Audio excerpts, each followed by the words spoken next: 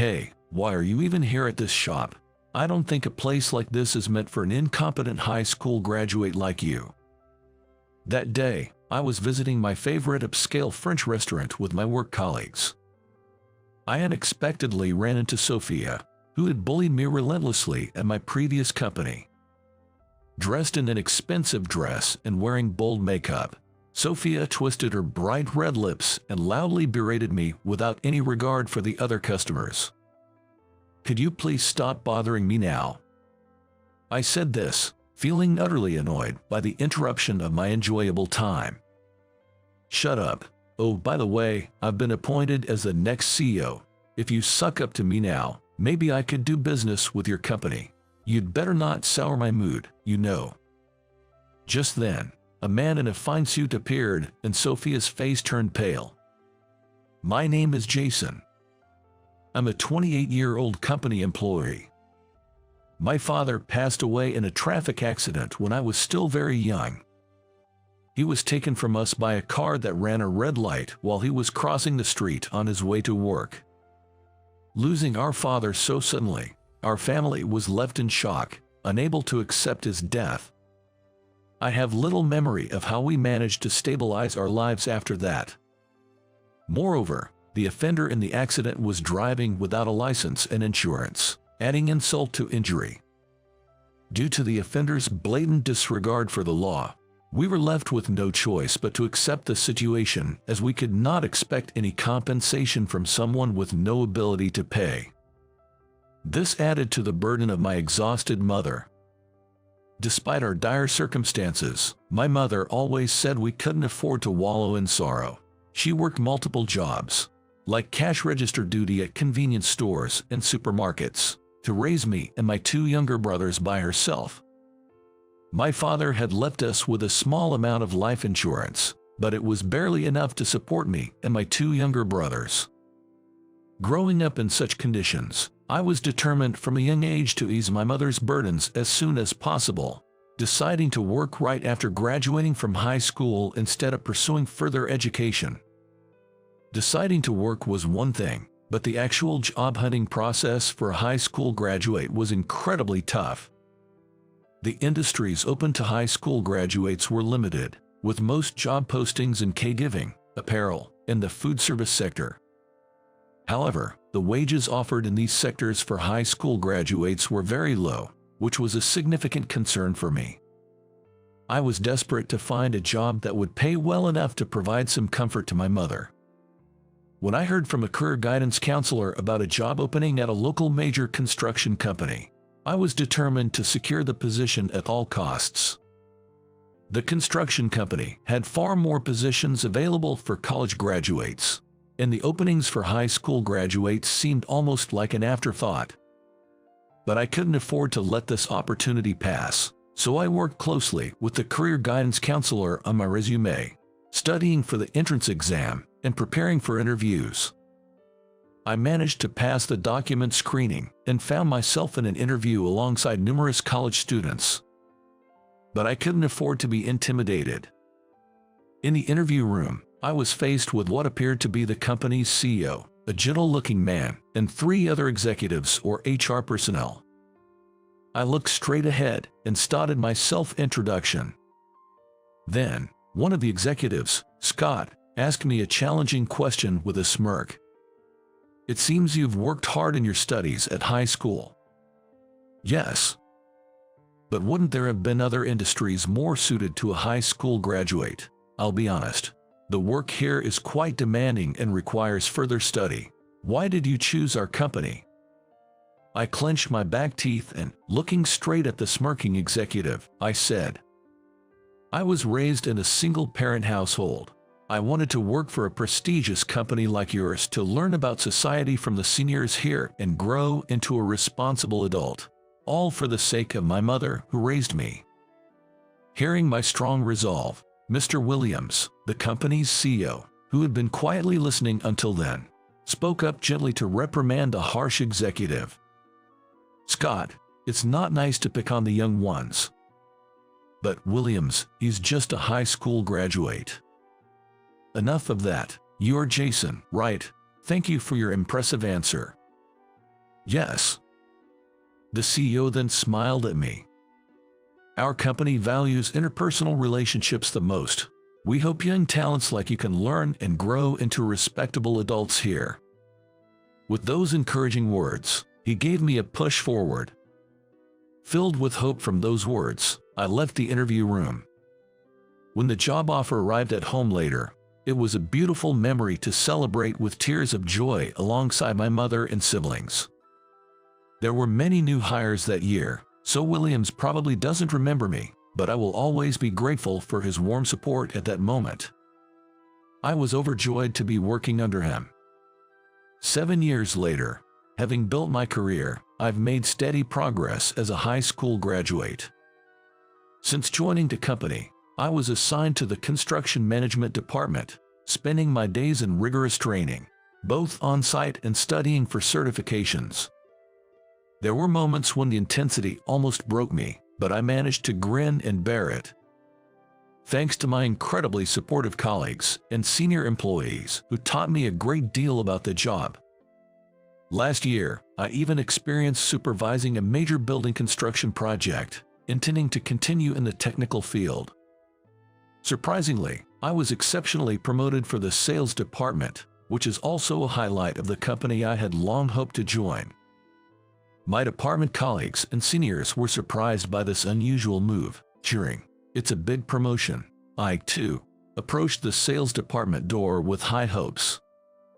The sales department is a gathering of elite college graduates, handling negotiations for large contracts that could significantly impact the company's fortunes. From day one in the new department, the pace was dizzying, but my colleagues were all kind and took the time to teach me the ropes, allowing me to complete on-the-job training OJT within a few months and start managing my accounts. I got used to making courtesy calls to clients and even managed to secure a few small deals, diligently working my way up. However, there was one person who persistently saw me as a thorn in her side. A senior employee named Sophia. Sophia, an elite with a degree in architecture from Harvard, has been on a fast track to success since joining the company. Her sales performance is impressive, and she's often mentioned as a future executive or CEO. I had thought her character would be as outstanding as her achievements, but I was sorely mistaken. From the first day I greeted her, Sophia openly mocked my educational background.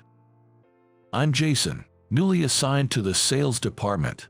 I look forward to working with you." "You must be joking. You're a high school graduate, right?" Yes." "Ugh, the worst.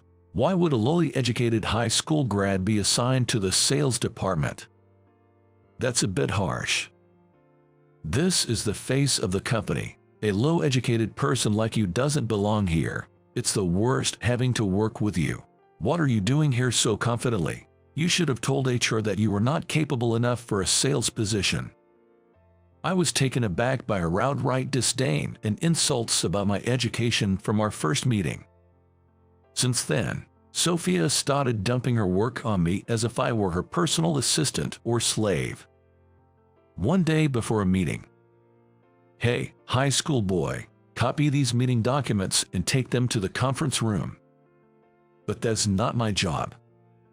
"What? You dare defy me, a high school grad?" "Fine, I'll do it." And another time, just before the end of the workday, "Hey, I don't have time to prepare tomorrow's meeting materials, so you do it tonight." "Tomorrow's meeting materials? But that's not my task." "Just do it. Bring them first thing tomorrow morning. You know what will happen if you don't, right?" "Understood." Like this, I was swamped with her tasks on top of my own, leading to endless overtime and reaching my limit. Yet, I was starting to find fulfillment in my sales role, building trust with clients. Then, an incident occurred. One day, as usual, Sophia abruptly stopped me and handed me some work. "Here, this is your job, so take care of it." "What? Please hold on." I was astonished when I saw the documents, my eyes wide with surprise. They were for a crucial negotiation set for that afternoon, vital for the company. What's the matter? It's your responsibility, so make sure you do it well. Though, being a useless high school grad, preparing at this point might be futile. I doubt it'll go well, but do your best. Sophia sneered at my panic and walked away. In a rush, I skimmed through the documents and prepared what I could, heading to the negotiation venue. Of course, the outcome was disastrous. It was a negotiation for a large shopping facility construction project, and I was embarrassingly unprepared. With no finalized concept or visual designs, I was reprimanded on the spot. Understandably, the client was furious, saying, "I've never been so insulted like this," leading to a significant complaint. At that moment, all I wanted to scream was, how was I supposed to handle this with just a few hours' notice? Later, back at the company, I was called in by Executive Kevin and reprimanded for the mishap. "Why did this happen? Didn't you realize how important this negotiation was?" I was assigned to this negotiation task just this morning. I had no time to prepare. Shut up. No excuses. But it's true. It's hard to believe Sophia would do something like that. Blaming others like this is disgraceful. I tried to tell the truth, but the executives, being close to Sophia, wouldn't listen to me, leaving me in despair. Consequently, I was dismissed for causing significant damage to the company. In other words, I was fired. On my last day, as I was clearing my desk, Sophia looked at me with a smirk. "I feel refreshed now that an incompetent like you is gone." Her final taunt and laughter as I left were etched in my mind. That's how I ended up leaving the company I had worked at for 8 years. 5 years later, I found myself in a high-end French restaurant for work. This famous restaurant, located in a prime location on 5th Avenue, served dishes prepared by a skilled chef using the finest seasonal ingredients. The upscale restaurant has a bar attached to it and one private room for VIPs in the back. I was sitting at a table with a few colleagues, enjoying delicious wine and food while having a lively conversation. Then, from the entrance, I heard a voice saying, "I had a reservation today under Sophia." The person guided by the staff was the very last person I wanted to see again, Sophia. Upon noticing me, Sophia's face turned sour. "Hey, why are you even in this place?" "It's been a while, Sophia. I don't think a place like this is for incompetent high school graduates like you. You haven't changed a bit, even after all this time." Dressed in an elegant dress and bold makeup, Sophia, with her bright red lips twisted, loudly confronted me without regard for other customers. The waiter, flustered by the tense atmosphere, tried to guide Sophia to her seat, saying, "Excuse me, your seat is in the back," but she ignored him and continued, "What are you even doing now, after being fired?" "I'm here with work colleagues today." "Oh, really? I wonder what kind of bottom-tier company took you in. Are you trying to show off by coming to a place like this? Can you please stop bothering me?" I said, utterly annoyed by the disruption of an enjoyable moment. "I'm not bothering you. It's just the worst having a high school grad like you in the same space. Just leave." "That's ridiculous." "Shut up. I've been appointed as the next CEO. Maybe if you suck up to me now, I could consider doing business with your company. Wouldn't want to upset me, right?" "I'm not interested in that." Despite my repeated rejections, Sophia kept pestering me. "Don't ignore me, you incompetent high school grad. Are you even listening to me?" As Sophia stood beside me, looking down from her lofty position with a smirk, I was utterly disgusted. Despite the delicious dishes laid out on the table, Sophia's loud complaints soured the atmosphere. I decided to ignore her and continue my meal, deeming her words unworthy of a response. "Don't mess with me.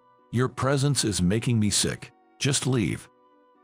As Sophia raised her voice in anger from being ignored, CEO Williams from my former company appeared from the back. Mr. Williams. I thought I recognized Sophia's voice, but what on earth is this commotion? Well, it's just that. Come on, you're disturbing the other guests. Oh, isn't that Jason? Good to see you. Greeted by him, I responded in kind. Likewise, it's good to see you. It's quite a coincidence to meet here. Indeed. Thank you so much for reaching out about the new project. As we engaged in a friendly chat, Sophia, standing beside me, staggered back in shock, completely dumbfounded. Mr. Williams, what's this all about? What do you want to know? This guy was fired from our company for being incompetent. Why are you, Mr. Williams? Hey, Sophia, watch your mouth. Jason is the sales division head at the major general contractor, K Construction, and also an executive officer. K Construction. Hearing the name and position at the company I work for from Mr. Williams, Sophia turned pale and started trembling. After being fired, I was recruited by K Construction due to my track record and experience from my previous job. Although my time at my previous job ended prematurely, I was assigned to the sales department at K Construction, where I have continued to achieve the top sales performance nationwide since joining and have climbed up to an executive position. I had met Mr. Williams at a dinner before and have been in good terms with him since. The first time we met, I had told him about working at his company and being fired 5 years ago. To my surprise, he had no recollection of firing me or any memory of such an incident. He mentioned he had no recollection of ever dismissing an employee for misconduct. Without digging into Sophia's past, I avoided the topic and shared how the words he once said about valuing human relationships within the company still empower me today, which pleased him greatly. I credit my ascent to an executive role to his teachings. I participated in various dinners to communicate with a wide range of people, valuing my interactions with individuals both inside and outside the company. By doing so, my sales performance significantly improved, leading to achievements that culminated in my appointment as an executive. That's ridiculous. Impossible. How could such an incompetent high school graduate become an executive at K Construction? Facing Sophia, who was muttering in disbelief and turning pale, I spoke up. Sophia, you're still discriminating against people based on their educational background, I see. Of course, that's obvious. People without a degree are just incompetent. You're still saying that. You might want to reconsider that viewpoint. Judging people solely by their education and not seeing their true worth is a flaw for a leader. Shut up. Why should I be lectured by someone like you? Can you say such a thing? What do you mean? You haven't forgotten about tomorrow's negotiation with our company, have you? What, that's... If someone who could potentially be a business partner behaves like this, we can't trust them enough to work together. It seems best to cancel our meeting tomorrow. No, wait, please wait. I decided to cancel the meeting the next day, appalled by Sophia's persistent focus on educational background without seeing the true essence of people and her unchanged condescending attitude. Jason, what's going on here? Mr. Williams, I'm sorry. I think it's time I tell you everything. Surprised by the exchange between Sophia and me, I shared with him the harassment I had endured from Sophia while working at his company. At that time, Sophia hid my work, and I couldn't do anything about it. What a terrible thing to happen, but why didn't you tell me at the time? I did inform the executives, but they didn't take me seriously. I thought I'd let it go and forget about it. But seeing Sophia's condescending attitude as soon as we met again made me lose my patience. I see. I had no idea, and I deeply apologize. After hearing my story, he apologized, but Sophia clung to him, desperately trying to make me out to be the villain. Sophia. Apparently, there were quite a few employees who had experienced similar harassment from Sophia, some of whom had kept detailed records. Various misdeeds such as power harassment, human rights violations, and labor management violations were brought to light, and like me back then, Sophia was severely reprimanded in the executive board's disciplinary committee and was dismissed on the spot. Despite her cries of innocence until the very end, overwhelmed by the disdainful glances from many employees, she left the company as if fleeing. Jason, I'm truly sorry about this incident. We've purged the executives who were complicit in Sophia's power harassment and are planning to start over and improve the company's environment.